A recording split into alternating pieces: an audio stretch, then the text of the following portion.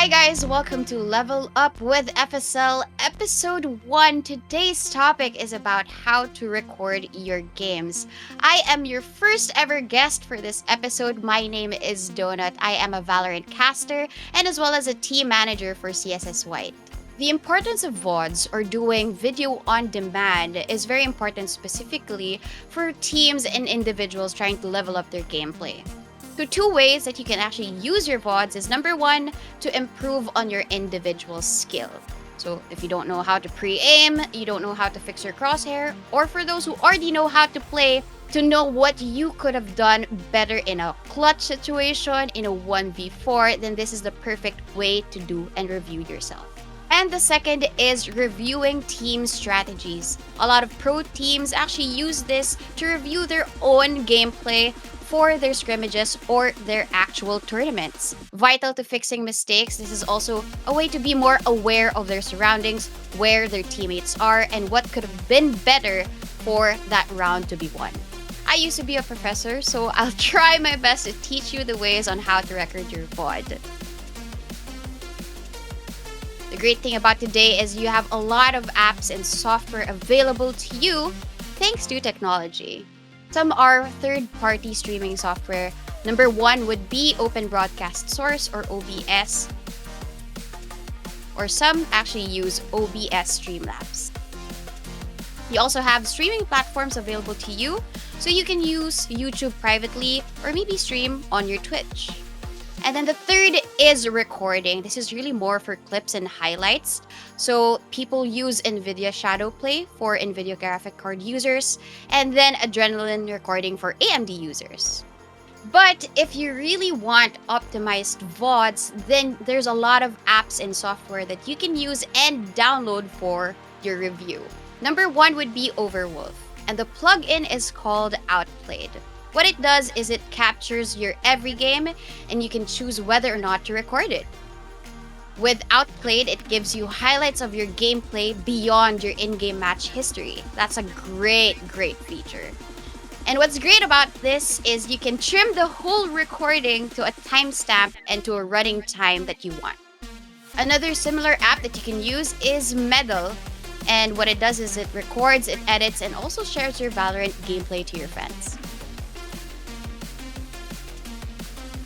So now that you have the clips and all of your recordings, now is the time to review it. To be honest, for individual review, the best is downloaded content. The pros, it can be accessed offline on demand on your computer. But the cons is, of course, recording directly via OBS and Streamlabs and other platforms can be very throttling for your PC.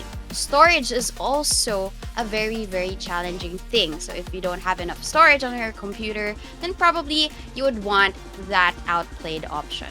At the end of the day, how you do your VOD reviews is entirely up to you, and it is also dependent on your platform preference. So the best case scenario, at least for online reviews, would be to stream it privately on YouTube, because the video will remain permanently in your account and you don't have to worry about it getting deleted.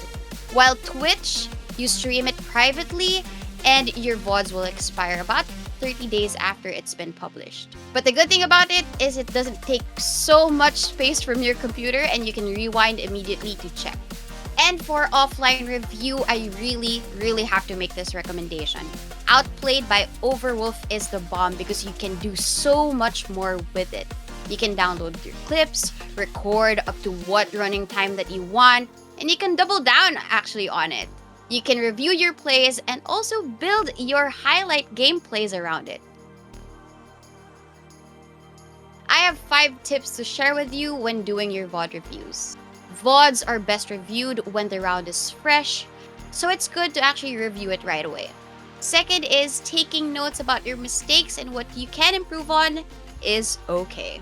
The third is about setting goals and objectives for yourself, because when you do, you know specifically what skills you have to improve on, and as well as when you take your VODs, it's quite efficient what you want to clip. Fourth is have somebody review it for you. It could be your team member or it could be your coach and your mentor. And the fifth and final one, which I think is the most important, be open to feedback because criticism will help you improve in the long run. When you are reviewing your VODs, it's important that you focus on rounds that are very, very crucial to you guys. So the first one would be clutch situations. Whether or not you win it or you lose it, it's important for you to review that clip. The second would be a winnable round, but you lose to a 3v5. Imagine that. So it's very, very important that you review these rounds so that you know and you can take note of the mistakes and you can apply them in the next clutch situation that you might encounter. The third would be, of course, for Valorant, the timing of the utilities. In these rounds, it's important to use all of your utilities and abilities to the best that you can. So maybe you can review this as you go along the way in your VOD review. The fourth is knowing when you take your duels. You've already gotten a kill, maybe 2. Why go out for more? So it's important to at least review this. Review it why you died, because maybe you were hungry for kills, and then learn from your mistakes. The fifth is really noticing things that you might have missed because you were so hyper-focused on the gameplay. If you review your VODs, it gives you a chance to really get a bigger picture of the round. So it's better for you to review your VODs. I hope you learned something today. So again, my name is Donut, and watch out for more level up episodes here in FSL. Ciao!